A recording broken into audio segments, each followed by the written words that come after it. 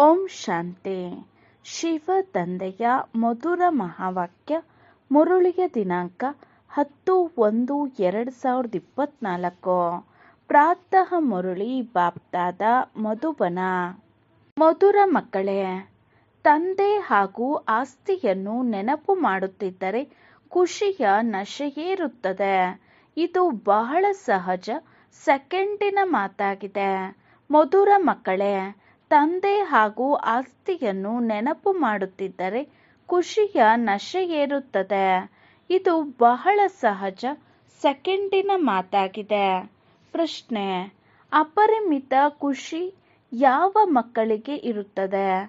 ಸದಾ ಖುಷಿಯ ನಶೆ ಏರಿರಬೇಕಾದರೆ ಅದರ ಸಾಧನವೇನು? ಅಪರಿಮಿತ ಖುಷಿ ಯಾವ ಮಕ್ಕಳಿಗೆ ಇರುತ್ತದೆ? ಸದಾ ಖುಷಿಯ ನಶೆ ಏರಿರಬೇಕಾದರೆ ಅದರ ಸಾಧನವೇನು? ಉತ್ತರ: ಯಾವ ಮಕ್ಕಳು ಅಶರೀರಿಯಾಗುವ ಅಭ್ಯಾಸ ಮಾಡುವರೋ ಮತ್ತು ತಂದೆಯು ಏನನ್ನು ಹೇಳುತ್ತಾರೆಯೋ ಅದನ್ನು ಚೆನ್ನಾಗಿ ಧಾರಣೆ ಮಾಡಿ ಅನ್ಯರಿಗೆ ಮಾಡಿಸುತ್ತಾರೆ, ಅವರಿಗೆ ಅಪಾರ ಖುಷಿ ಇರುತ್ತದೆ. ಖುಷಿಯ ನಶೆಯು ಸದಾ ಏರಿರಬೇಕಾದರೆ ಅವಿನಾಶಿ ಜ್ಞಾನರತ್ನಗಳ ದಾನ ಮಾಡುತ್ತಿರಿ, ಅನೇಕರ ಕಲ್ಯಾಣವನ್ನು ಮಾಡಿ. ಸದಾ ಈ ಸ್ಮೃತಿಯಲ್ಲಿರಿ, ನಾವೀಗ ಸುಖ ಹಾಗೂ ಶಾಂತಿಯ ಶಿಖರದ ಮೇಲೆ ಹತ್ತುತ್ತಿದ್ದೇವೆ ಎಂದಾಗ ಖುಷಿ ಇರುತ್ತದೆ. ಓಂ ಶಾಂತಿ. ಬಾಪ್ದಾದಾರವರ ವಿಚಾರವಾಗಿದೆ. 1 ಸೆಕೆಂಡಿನಲ್ಲಿ ಮಕ್ಕಳಿಂದ ಬರೆಸಿಕೊಂಡು ತೆಗೆದುಕೊಳ್ಳಬೇಕು. ಯಾರ ನೆನಪಿನಲ್ಲಿ ಕುಳಿತಿದ್ದೀರಿ? ಇದನ್ನು ಬರೆಯುವುದರಲ್ಲಿ ಸಮಯವೇನೂ ಹಿಡಿಸುವುದಿಲ್ಲ. ಪ್ರತಿಯೊಬ್ಬರೂ 1 ಸೆಕೆಂಡಿನಲ್ಲಿ ಬರೆದು ತಂದೆಗೆ ತೋರಿಸಬಹುದು. ಬರೆದು ಬಾಪ್ದಾದಾರವರಿಗೆ ತೋರಿಸಿದರು ಮತ್ತು ಬ್ರಹ್ಮ ತಂದೆಯು ಬರೆದರು. ಬಾಬಾ ಏನನ್ನು ಬರೆದರೋ ಅದನ್ನು ಬೇರೆ ಯಾರೂ ಬರೆಯಲಿಲ್ಲ. ತಂದೆಯು ಬರೆದರು. ತಂದೆ ಹಾಗೂ ಆಸ್ತಿ ಎಷ್ಟೊಂದು ಸಹಜವಾಗಿದೆ. ತಂದೆಯು ಓದಿಸುತ್ತಾರೆ ಹಾಗೂ ತಾವು ರಾಜ್ಯವನ್ನು ಪ್ರಾಪ್ತಿ ಮಾಡಿಕೊಳ್ಳುತ್ತಿದ್ದೀರಿ. ಇನ್ನೂ ಹೆಚ್ಚಾಗಿ ಬರೆಯುವ ಅವಶ್ಯಕತೆ ಇಲ್ಲ. ತಾವು ಬರೆಯುವುದರಲ್ಲಿ 2 ನಿಮಿಷ ತೆಗೆದುಕೊಂಡಿರಿ. ತಂದೆ ಮತ್ತು ಆಸ್ತಿಯ ವಿಚಾರವೋ 2 ಸೆಕೆಂಡಿನದ್ದಾಯಿತು. ಸನ್ಯಾಸಿಗಳು ಕೇವಲ ತಂದೆಯನ್ನು ನೆನಪು ಮಾಡುತ್ತಾರೆ. ತಮಗೆ ಆಸ್ತಿಯೂ ಸಹ ನೆನಪಿದೆ. ನೆನಪಿನ ಅಭ್ಯಾಸವಾಗಿ ಬಿಡುತ್ತದೆ. ಬುದ್ಧಿಯಲ್ಲಿ ಕುಳಿತುಕೊಂಡರೆ ಖುಷಿಯ ನಶೆ ಏರುತ್ತದೆ. ತಂದೆ ಎಂದರೆ ಎಷ್ಟು ಬಹಳ ಎತ್ತರವಾದ ಶಿಖರದಂತಿದೆ. ಅದಕ್ಕಿಂತಲೂ ಮೇಲೆ ಇನ್ಯಾವುದೇ ವಸ್ತುಗಳು ಇರುವುದಿಲ್ಲ. ಇರುವಂತಹ ಸ್ಥಾನವು ಶ್ರೇಷ್ಠಾತಿ ಶ್ರೇಷ್ಠವಾಗಿದೆ. ಸೆಕೆಂಡಿನಲ್ಲಿ ಮುಕ್ತಿ, ಜೀವನ್ಮುಕ್ತಿಯ ಅರ್ಥವೂ ಸಹ ಯಾರಿಗೂ ಗೊತ್ತಿಲ್ಲ. ಅದಕ್ಕೂ ಸಹ ಅರ್ಥವಿರುತ್ತದೆ. ಗಂಡು ಮಗು ಜನ್ಮ ಪಡೆದರೆ ಬರೆಯುತ್ತಾರೆ, ಇಷ್ಟು ಗಂಟೆ, ಇಷ್ಟು ನಿಮಿಷ, ಇಷ್ಟು ಸೆಕೆಂಡಿನಲ್ಲಾಯಿತೆಂದು. ಟಿಕ್ ಟಿಕ್ ನಡೆಯುತ್ತಲೇ ಇರುತ್ತದೆ. ತಂದೆ ಮತ್ತು ಆಸ್ತಿಯನ್ನು ನೆನಪು ಮಾಡುವುದರಲ್ಲಿ ಸೆಕೆಂಡ್ ಸಹ ಇಡಿಸುವುದಿಲ್ಲ. ಹೇಳುವ ಅವಶ್ಯಕತೆಯೂ ಇಲ್ಲ. ನೆನಪಂತೂ ಇದ್ದೇ ಇರುತ್ತದೆ. ತಾವು ಮಕ್ಕಳಿಗೆ ಅಷ್ಟು ಚೆನ್ನಾಗಿ ಸ್ಥಿತಿ ಇರಬೇಕು. ಆದರೆ ಅದು ಯಾವಾಗ ನೆನಪಿರುತ್ತದೆಯೋ ಆಗ ಇರುತ್ತದೆ. ಇಲ್ಲಿ ಕುಳಿತಿದ್ದೀರಿ ಅಂದಾಗ ತಂದೆ ಹಾಗೂ ರಾಜ್ಯದ ನೆನಪಿರಬೇಕು. ಬುದ್ಧಿಯು ನೋಡುತ್ತಿರುತ್ತದೆ. ಇದಕ್ಕೆ ದಿವ್ಯ ದೃಷ್ಟಿ ಎನ್ನಲಾಗುತ್ತದೆ. ಆತ್ಮವು ನೋಡುತ್ತದೆ. ತಂದೆಯನ್ನು ಆತ್ಮವೇ ನೆನಪು ಮಾಡುತ್ತದೆ. ತಾವು ಸಹ ತಂದೆಯನ್ನು ನೆನಪು ಮಾಡಿ ಆಗ ರಾಜಧಾನಿಯು ಜೊತೆಯಲ್ಲಿ ನೆನಪು ಬರುತ್ತದೆ. ಎಷ್ಟು ಸಮಯ ತೆಗೆದುಕೊಳ್ಳುತ್ತದೆ? ಇಲ್ಲೂ ಸಹ ನೆನಪಿನಲ್ಲಿ ಕುಳಿತಾಗ ಗದ್ಗದಿತರಾಗುವಿರಿ.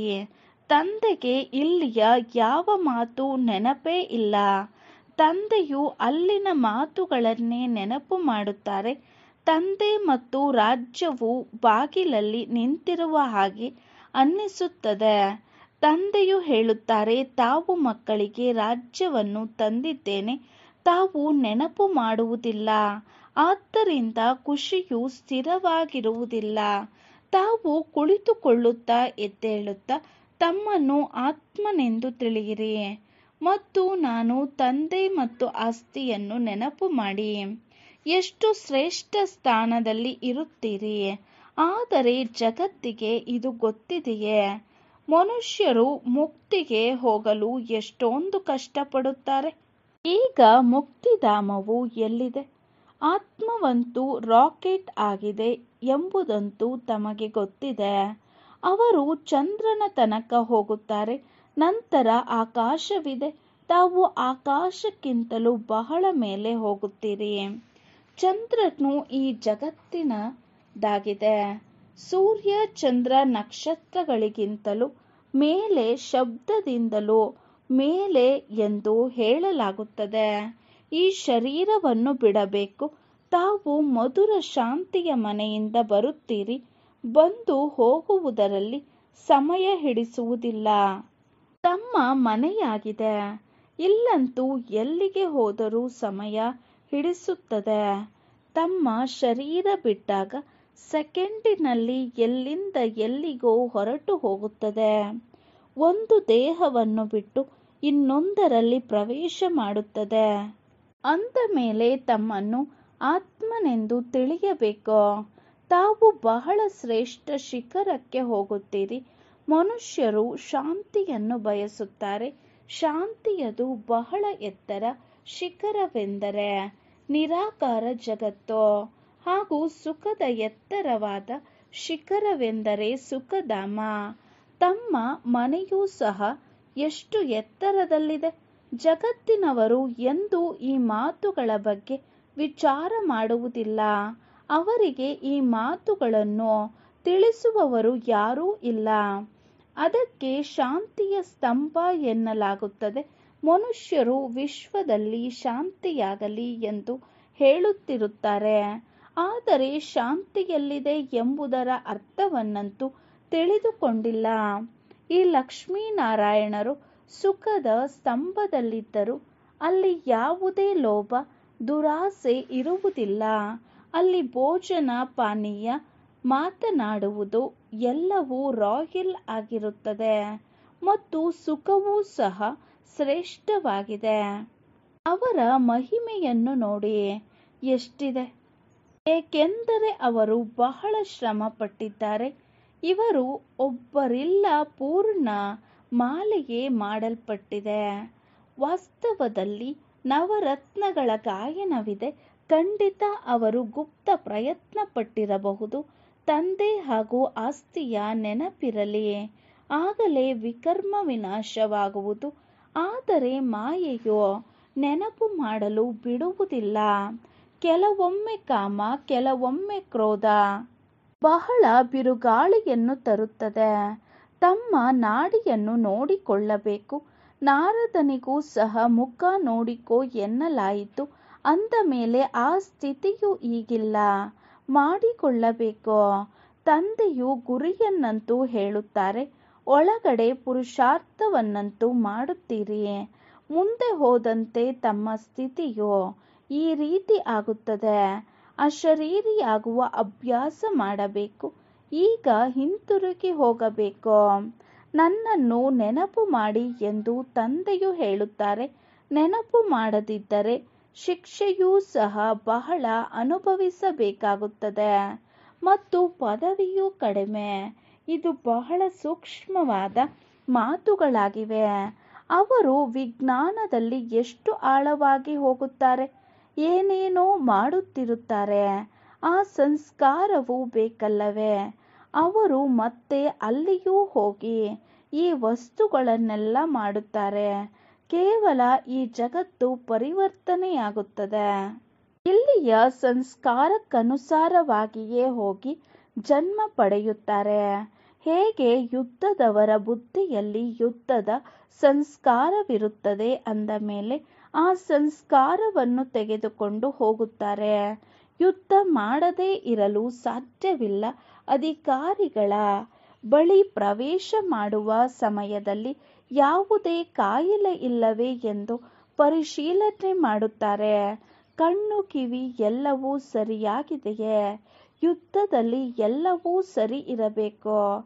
ಇಲ್ಲಿಯೂ ಸಹ ನೋಡಲಾಗುತ್ತದೆ ಯಾರು ಯಾರು ವಿಜಯಮಾಲೆಯ ಮಣಿಗಳಾಗುತ್ತಾರೆ.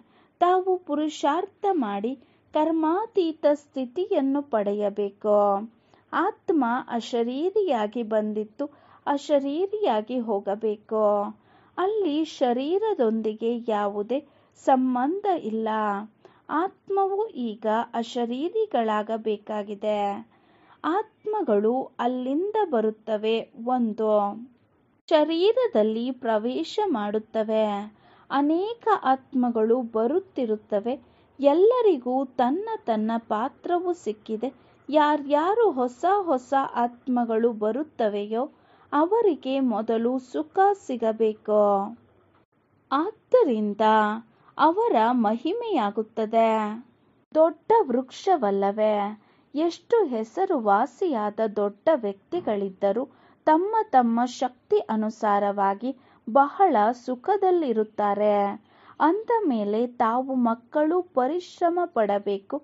ಕರ್ಮಾತೀತ ಸ್ಥಿತಿಯಲ್ಲಿ ಪವಿತ್ರರಾಗಿ ಹೋಗಬೇಕು. ಯಾರಿಗೂ ದುಃಖವನ್ನು ಕೊಡುವುದಿಲ್ಲವೇ?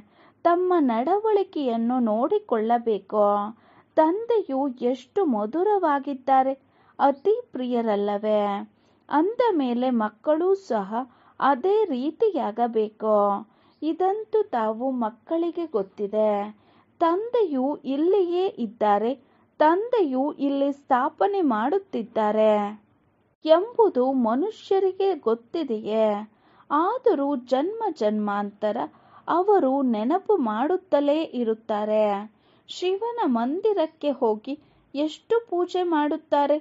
ಎಷ್ಟು ಎತ್ತರವಾದ ಸ್ಥಾನದಲ್ಲಿ ಬದ್ರಿನಾಥ ಮುಂತಾದ ಮಂದಿರಗಳಿಗೆ ಹೋಗುತ್ತಾರೆ. ಎಷ್ಟೊಂದು ಜಾತ್ರೆಗಳಾಗುತ್ತವೆ. ಏಕೆಂದರೆ ಬಹಳ ಮಧುರರಲ್ಲವೇ? ಸರ್ವಶ್ರೇಷ್ಠ ಭಗವಂತನೆಂದು ಗಾಯನ ಮಾಡುತ್ತಾರೆ. ಬುದ್ಧಿಯಲ್ಲಿ ನಿರಾಕಾರನೇ ನೆನಪಿಗೆ ಬರುತ್ತಾರೆ. ನಿರಾಕಾರನಂತೂ ಹೌದು. ನಂತರ ಬ್ರಹ್ಮ ವಿಷ್ಣು ಶಂಕರ ಅವರನ್ನು ಭಗವಂತನೆಂದು ಕರೆಯುವುದಿಲ್ಲ. ನಾವು ಸತೋಪ್ರಧಾನ ದೇವತೆಗಳಾಗಿದ್ದೆವೋ. ಯಾವಾಗ ನಾವು ವಿಶ್ವದ ಮಾಲೀಕರಾಗಿದ್ದೆವೋ ಆಗ ಇಷ್ಟೊಂದು ಮನುಷ್ಯರು ಇರಲಿಲ್ಲ ಎಂಬುದು ತಾವು ಮಕ್ಕಳಿಗೆ ಗೊತ್ತಿದೆ. ಕೇವಲ ಭಾರತದಲ್ಲಿಯೇ ಇವರು ರಾಜ್ಯವನ್ನು ಮಾಡುತ್ತಾರೆ.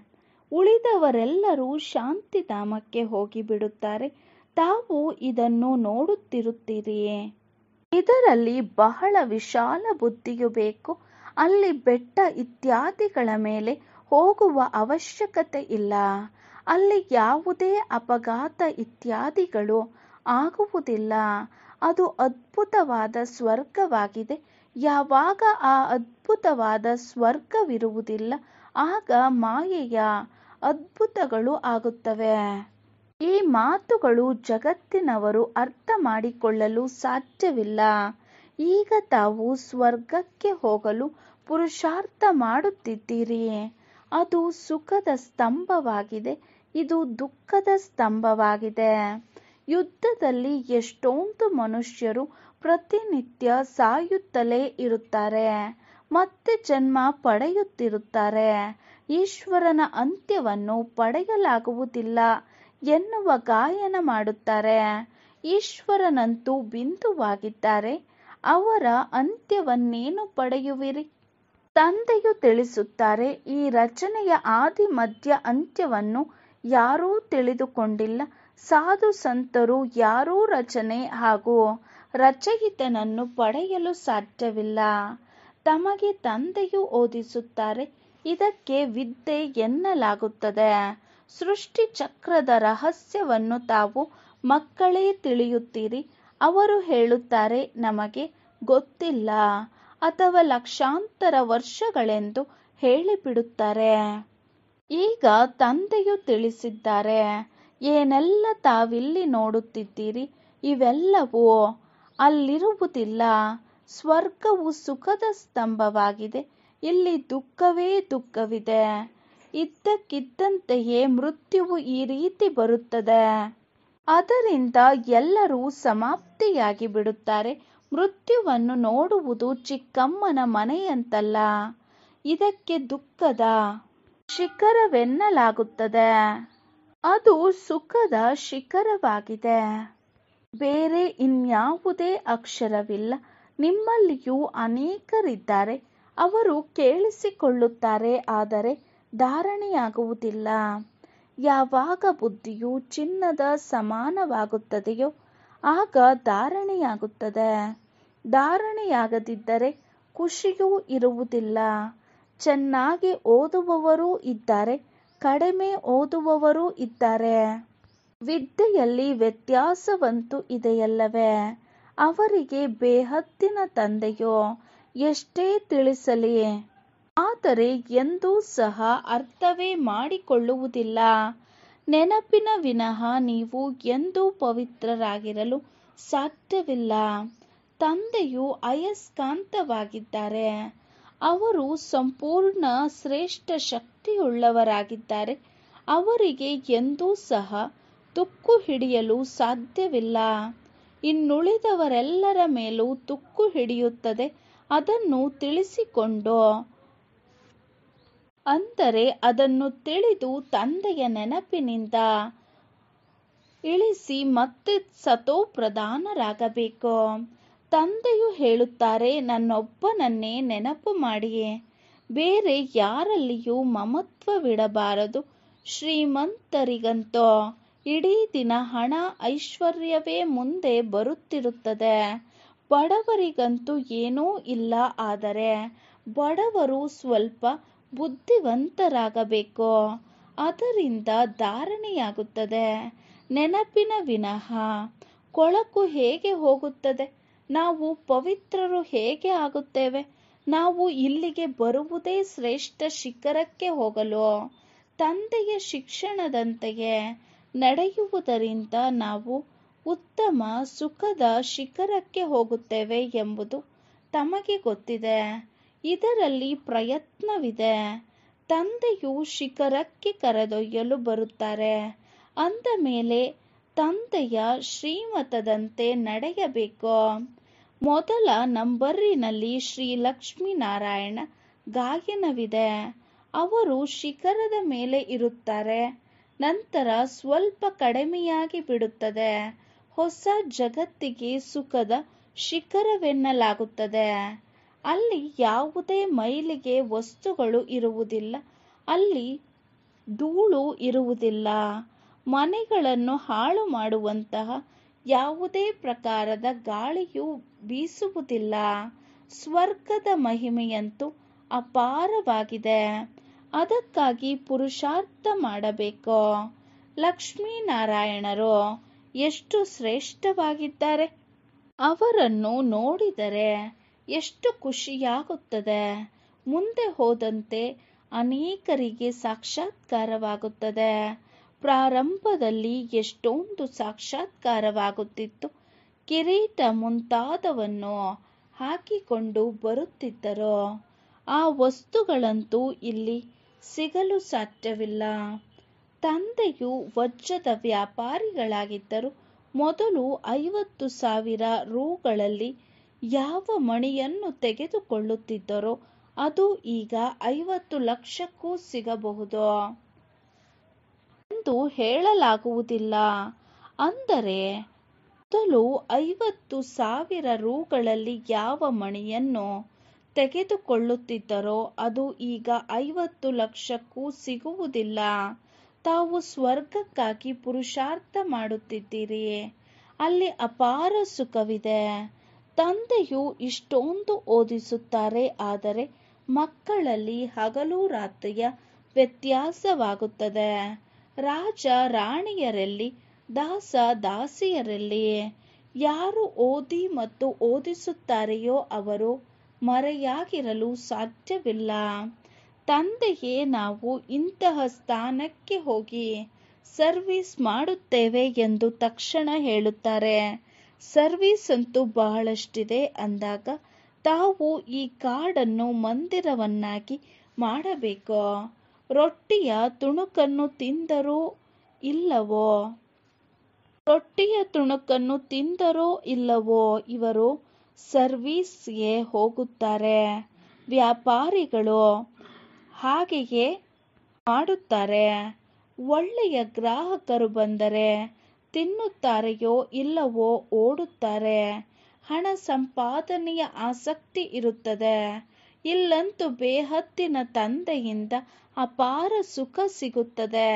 ಬಲೆ ಸ್ವಲ್ಪ ಸಮಯವಿದೆ, ಆದರೆ ನಾಳೆ ಶರೀರ ಬಿಟ್ಟು ಹೋದರೆ ಯಾವುದೇ ಭರವಸೆ ಇಲ್ಲ. ವಿನಾಶವಂತೂ ಆಗಲೇಬೇಕು. ನಿಮಗಾಗಿಯೇ ಗಾಯನವಿದೆ. ಬೆಕ್ಕಿಗೆ ಚೆಲ್ಲಾಟ, ಇಲಿಗೆ ಪ್ರಾಣ ಸಂಕಟ. ತಮ್ಮ ಖುಷಿಗೆ ಮಿತಿಯೇ ಇಲ್ಲ. ತಮಗೆ ಅಪಾರ ಖುಷಿಯಾಗಬೇಕು. ತಾವು ಅನೇಕರ ಕಲ್ಯಾಣ ಮಾಡಬೇಕು. ಕೊನೆಯಲ್ಲಿ ಕರ್ಮಾತೀತ ಸ್ಥಿತಿಯಾಗುತ್ತದೆ. ತಾವು ನೆನಪು ಮಾಡುತ್ತಾ ಅಶರೀರಿಯಾಗಿ ಆಗ ಅನಾಯಾಸವಾಗಿ ಹಾರುತ್ತೀರಿ. ಇದು ಬಹಳ ಕಷ್ಟವಿದೆ. ಕೆಲವರಂತೂ ಬಹಳ ಸರ್ವೀಸ್ ಮಾಡುತ್ತಾರೆ. ಇಡೀ ದಿನ ಮ್ಯೂಸಿಯಂನಲ್ಲಿ ತಿಳಿಸಲು ನಿಂತಿರುತ್ತಾರೆ. ಹಗಲು ರಾತ್ರಿ ಸರ್ವೀಸ್ನಲ್ಲಿ ನಿರತರಾಗಿರುತ್ತಾರೆ. ನೂರಾರು ಮ್ಯೂಸಿಯಂಗಳು ತೆರೆಯಲ್ಪಡುತ್ತವೆ. ಲಕ್ಷಾಂತರ ಜನರು ತಮ್ಮ ಬಳಿಗೆ ಬರುತ್ತಾರೆ. ತಮಗೆ ಸಮಯವೇ ಸಿಗುವುದಿಲ್ಲ. ಈ ಅವಿನಾಶಿ ಜ್ಞಾನ ರತ್ನಗಳು, ನಿಮ್ಮ ಅಂಗಡಿಗಳು ಎಲ್ಲದಕ್ಕಿಂತ ಹೆಚ್ಚು ತೆರೆಯುತ್ತವೆ. ಒಳ್ಳೆಯದು.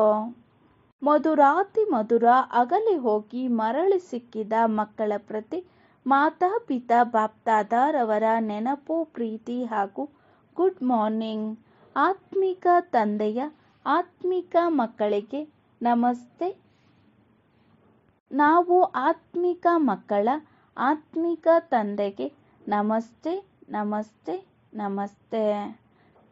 ಧಾರಣೆಗಾಗಿ ಮುಖ್ಯ ಸಾರ. First point. ಜ್ಞಾನದ ಧಾರಣೆ ಮಾಡಿಕೊಳ್ಳಲು ಮೊದಲು ತಮ್ಮ ಬುದ್ಧಿಯನ್ನು ಚಿನ್ನದ ಯುಗದ ಸಮಾನ ಮಾಡಿಕೊಳ್ಳಿ. ತಂದೆಯ ನೆನಪಿನ ವಿನಃ ಬೇರೆ ಯಾವುದೇ ವಸ್ತುವಿನಲ್ಲಿ ಮಮತ್ವವಿರಬಾರದು. Second point. ಕರ್ಮಾತೀತ ಸ್ಥಿತಿಯನ್ನು ಪ್ರಾಪ್ತಿ ಮಾಡಿಕೊಂಡು ಮನೆಗೆ ಹೋಗಲು ಅಶರೀರಿಗಳಾಗುವ ಅಭ್ಯಾಸ ಮಾಡಿ. ಯಾರಿಗೂ ದುಃಖ ಕೊಡುವುದಿಲ್ಲವೇ?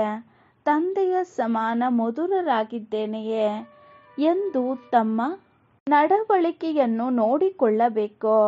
ವರದಾನ. ಸಹನಾ ಶಕ್ತಿಯ ಧಾರಣೆಯ ಮೂಲಕ ಸತ್ಯತೆಯನ್ನು ತಮ್ಮದಾಗಿಸಿಕೊಳ್ಳುವ ಸದಾಕಾಲದ ವಿಜಯೀ ಭವ. ಸಹನಾ ಶಕ್ತಿಯ ಧಾರಣೆಯ ಮೂಲಕ ಸತ್ಯತೆಯನ್ನು ತಮ್ಮದಾಗಿಸಿಕೊಳ್ಳುವ ಸದಾಕಾಲದ ವಿಜಯೀ ಭವ. ವಿವರಣೆ. ಪ್ರಪಂಚದವರು ಹೇಳುತ್ತಾರೆ, ಇತ್ತೀಚೆಗೆ ಸತ್ಯ ಜನರು ನಡೆಯುವುದೇ ಕಷ್ಟವಿದೆ. ಸುಳ್ಳು ಹೇಳಲೇಬೇಕಾಗುತ್ತದೆ. ಕೆಲ ಬ್ರಾಹ್ಮಣ ಆತ್ಮರೂ ತಿಳಿಯುತ್ತಾರೆ, ಕೆಲವು ಕಡೆ ಚತುರತೆಯಿಂದ ನಡೆಯಲೇಬೇಕಾಗುತ್ತದೆ. ಆದರೆ ಬ್ರಹ್ಮ ತಂದೆಯವರನ್ನು ನೋಡಿದಿರಿ. ಸತ್ಯತೆ ಮತ್ತು ಪವಿತ್ರತೆಗಾಗಿ ಎಷ್ಟೊಂದು ವಿರೋಧವಾಯಿತು. ಆದರೂ ಗಾಬರಿಯಾಗಲಿಲ್ಲ. ಸತ್ಯತೆಗಾಗಿ ಸಹನಾ ಶಕ್ತಿಯ ಅವಶ್ಯಕತೆ ಇರುತ್ತದೆ. ಸಹನೆ ಮಾಡಬೇಕಾಗುತ್ತದೆ, ಬಾಗಬೇಕಾಗುತ್ತದೆ, ಸೋಲನ್ನೊಪ್ಪಬೇಕಾಗುತ್ತದೆ. ಆದರೆ ಅದು ಸೋಲಲ್ಲ, ಸದಾಕಾಲದ ವಿಜಯವಾಗಿದೆ. ಸ್ಲೋಗನ್. ಪ್ರಸನ್ನರಾಗುವುದು ಮತ್ತು ಪ್ರಸನ್ನಗೊಳಿಸುವುದು. ಇದು ಆಶೀರ್ವಾದ ಕೊಡುವುದು ಮತ್ತು ಆಶೀರ್ವಾದವನ್ನು ತೆಗೆದುಕೊಳ್ಳುವುದಾಗಿದೆ. ಪ್ರಸನ್ನರಾಗುವುದು ಮತ್ತು ಪ್ರಸನ್ನಗೊಳಿಸುವುದು. ಇದು ಆಶೀರ್ವಾದ ಕೊಡುವುದು, ಆಶೀರ್ವಾದ ತೆಗೆದುಕೊಳ್ಳುವುದಾಗಿದೆ. ಅವ್ಯಕ್ತ ಶಾಂತಿಯ ಮೂಲಕ ಡಬಲ್ ಲೈಟ್ ಫರಿಸ್ತಾ ಸ್ಥಿತಿಯ ಅನುಭವ ಮಾಡಿ. ನನ್ನವರು ಒಬ್ಬ ಶಿವಬಾಬಾ ಮತ್ತು ನನ್ನದೆಲ್ಲವೂ ಈ ಒಂದರಲ್ಲಿ ಸಮಾವೇಶವಾಗಿದೆ. ಎಲ್ಲಿ ಬೇಕೋ, ಹೇಗೆ ಬೇಕೋ, ಎಷ್ಟು ಸಮಯ ಬೇಕೋ ಅಷ್ಟು ಸಮಯ ಮನಸ್ಸು ಏಕಾಗ್ರವಾಗಲಿ. ಇದಕ್ಕೆ ಹೇಳಲಾಗುತ್ತದೆ ಮನಸ್ಸು ವಶದಲ್ಲಿದೆ. ಈ ಏಕಾಗ್ರತೆ ಅರ್ಥಾತ್ ಏಕರಸ ಮಧುರ ಶಾಂತಿಯ ಸ್ಥಿತಿಯ ಮೂಲಕ ಸಹಜವಾಗಿ ಡಬಲ್ ಲೈಟ್ ಫರಿಸ್ತ ರೂಪದ ಸ್ವರೂಪದ ಅನುಭೂತಿಯಾಗುತ್ತದೆ. ಓಂ ಶಾಂತಿ.